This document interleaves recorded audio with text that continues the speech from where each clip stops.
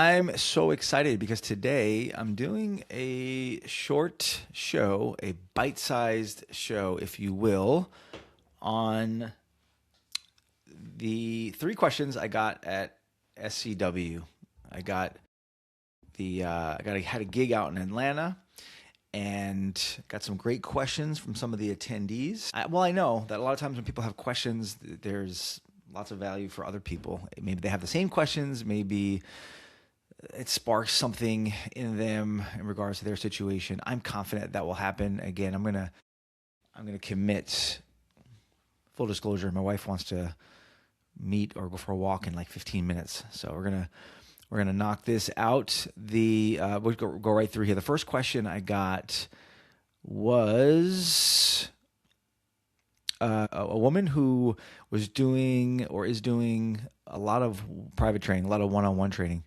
I will say also that all of these questions have come up for other people, and some of them I'm currently working with people going through very similar things. So I feel like they were very, very appropriate for me at this time. She's doing a lot of one-on-one training, and I guess it's going well. But she wasn't totally happy. She feels like she's putting too many hours on the floor, and she wants to get off. And this one, as well as the other two, there's a lot of nuances and there's a lot of it depends, right? So I'll go through some of the things to think about.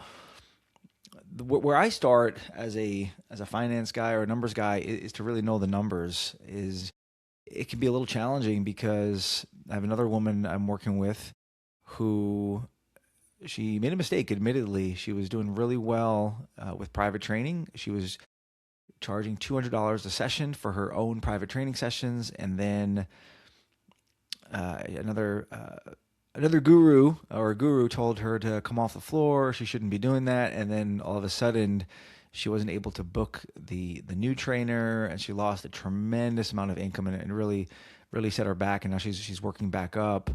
But you have to really know those numbers, like how much are you bringing in from your private training? Not that hard to figure that out. How much is your net? You're looking at your expenses off of that. And then, what do you need to do? Like, what do you need to make? What do you want to make? And how do we close that gap? Sounds so simple, but in a lot of ways, that's a big part of it. If you are bringing in, let's do some quick math here. Let's say you're charging $100, and I mean, you're doing, I don't know how much she was doing, but let's say she's doing $30 a week, 30 a week. It's 3,000 a week. So we have to look at some of the alternatives, right? If I bring in another trainer and pass all of my sessions on to them, and they get 40%. So now we're getting $3,000 times 40%, right? That's only $1,200. So you do that, you're seeing a big loss if you don't replace any of the other income. But let's run some other scenarios. Let's say you go from 30 sessions to 20 sessions. So now you're doing 20 at the 100, and you're making 2,000. You're making 1,200 from the split of the trainer, and now you're actually surpassing just with that. That was just a quick exercise in my head, really. And now you're at $3,200 a month. You're working 10 less hours a week, but you are managing the other trainer. You got to do the switch. That's a whole nother podcast. It is possible to bring somebody else in, and I've done it and coached a lot of other people to do it. If you're interested in that, then just reach out to me. But that's just kind of the gist of knowing your numbers, running the different scenarios. I see people do this way off and end up paying for it. Usually it's because they do like the Band-Aid approach, and they just make this monster change. And they're like, man, I thought like I'd fill up like 3 trainers' books if I make this switch, and then they don't. And then they just don't do the math. Second part of that is also, these are all simple concepts, but we oftentimes forget them. It's, what do you want? What do you want to do? I have another awesome woman that I've been working with. If you're listening, you know who you are. She is like sort of contemplating switching from private training to small group training, and a lot of people. I don't think it's terrible, but we'll only look at certain factors. Like, let's only look at how much this will make, and that's fine if money is your only motivator. I know it's a big one, but there are other factors. Like, how about, what do you like? maybe you just don't like it. You don't like small group training. You just don't like it. You're like in your bones. You love one-on-one or you love large group, whatever it is. I'm not saying you have to like love every single thing about it, but if you hate doing it, if it's not you, I mean, there's lots of things that could be opportunities, but they're just not for you. And what can you be really good at? And I think that's something that it takes a little bit of soul searching. I think there's a potential mistake there of thinking like you can't be good at something just because you haven't done it. But sometimes you just know, like I'm just my personality, my temperament. I'm just not kind of wired for this situation. Just sort of trying to force myself into something because I think it's cool, because I think other people want me to do it, or whatever other reason. And the last point, I kind of alluded to this with the numbers part, is that you don't need. I actually made this mistake way back in the day. So I came off the floor from my training business so long ago. That was like 2000. It was probably around 2012, 2013, give or take. And then I came back a little bit when I opened up another location. But I remember doing it a little bit too quickly.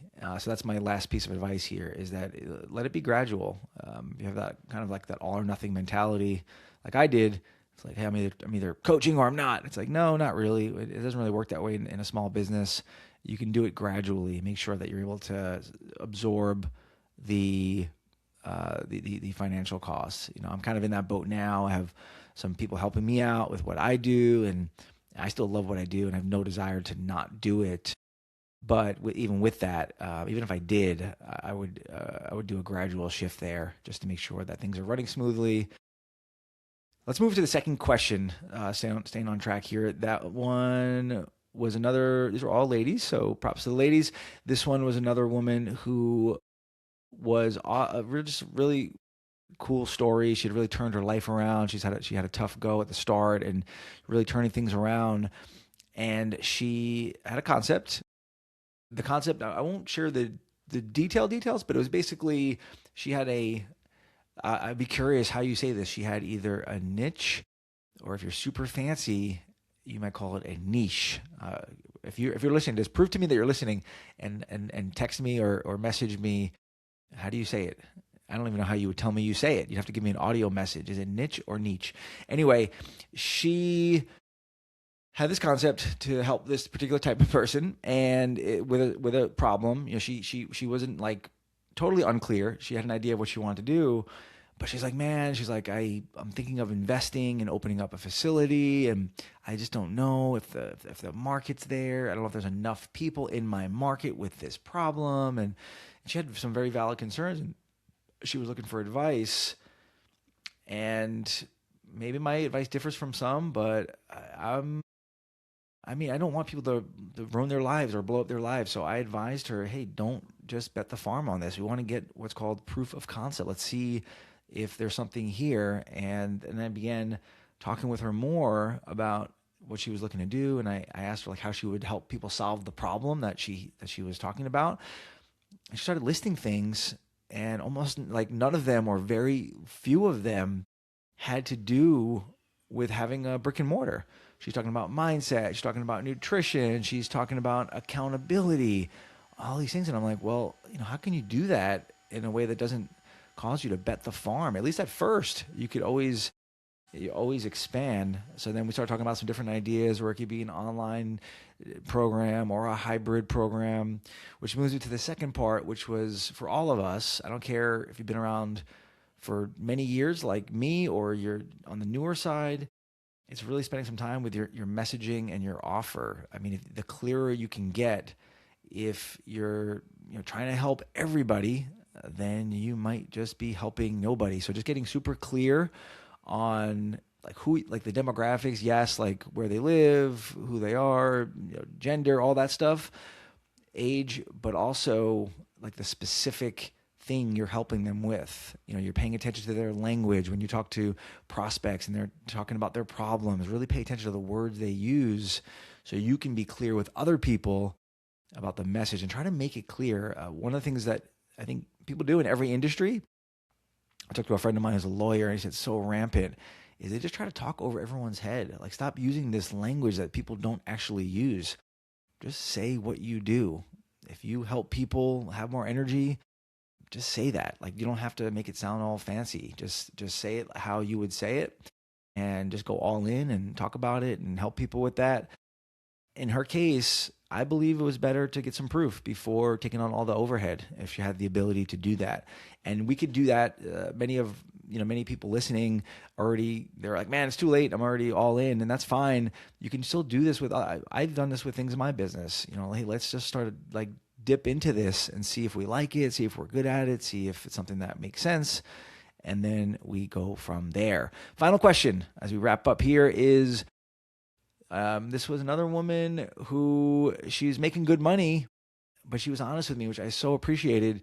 She said, I don't know how to run a business. I'm making good money. I'm going in, I'm training clients, and I'm making good money. And she's not super stressed financially, but she's like, I realize it's not really a business. It's kind of like a high paying job.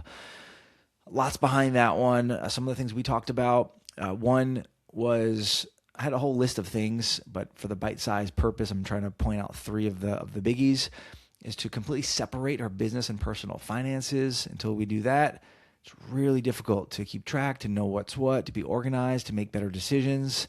This is a hill I will die on. Stop running stuff through your business that's for your personal life, and vice versa. Second one was, I said, you need to professionalize your business.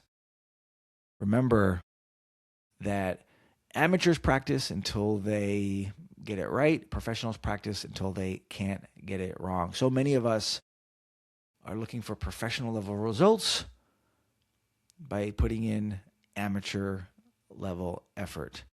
And she was honest, and she wasn't doing some of those things. She didn't really know her numbers. Even though she was making money, she didn't really have goals that she was being held accountable to. And she didn't really lead herself in the way that she wanted to, in the way that she would be proud of. She was just more, I guess, all over the place and frantic. And we talked about some of the ingredients that she'll need to really take this to the next level. She's going to need some support. Maybe that's me, maybe that's somebody else, but she'll need that to get to that next level. She'll need to commit to a new plan, one that brings me to the third point, which is working on her business instead of in her business. If she wants to get above it, at the very least, start building wealth outside her business. And then finally, stop pretending that she doesn't need accountability. We all need accountability, just like your clients do. And that was the same case with her. So I'm really excited for actually all three of these wonderful female fitness entrepreneurs. If you have any questions you'd like to get my take on, would love to hear them, whether you're a female fitness entrepreneur or not. Would love to hear from you. Hope this was helpful. Would love to hear what you would add to these three people in their quest for a better life and a better business and better finances. I really enjoyed talking with all of them. I enjoyed talking with you. Three people, three different goals, three different questions.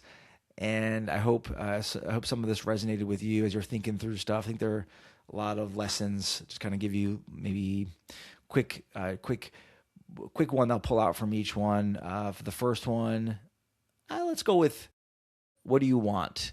I think a lot of times we just kind of get away from that. What do you actually want? Yeah, do you want to make a lot of money, but how do you want your lifestyle to be? How do you want your family to be?